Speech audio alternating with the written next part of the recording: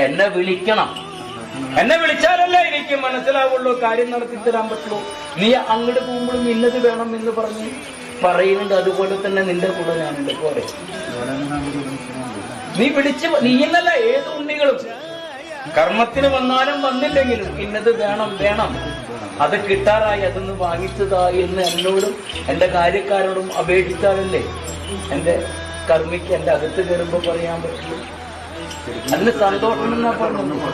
എനിക്ക് നിന്നോട് പരിഭവമല്ല, അതിന് സന്തോഷം എന്നാ പറഞ്ഞത്. അങ്ങനെ വേണം ഓരോ ഉണ്ണികളും എന്റെ ഏത് ഇല്ലത്ത് പോകുന്ന ഉണ്ണികളായാലും ശരി, ആ ഇല്ലത്ത് നല്ലവണ്ണം വിളിച്ച് പറഞ്ഞേക്കണം.